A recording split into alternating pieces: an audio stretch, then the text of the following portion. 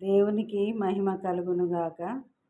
నిన్నటి దినమున మనము దేవుడు చేసినటువంటి సృష్టిని 5వ దినమున బైబిల్ నుండి చదివినాం.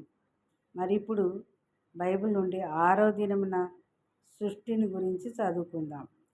దేవుడు వాటి జాతి ప్రకారము జీవగల వాటిని అనగా వాటి జాతి ప్రకారము పశువులను, పురుగులను, అడవి జంతువులను భూమి పుట్టించుగాక అని పలికెను.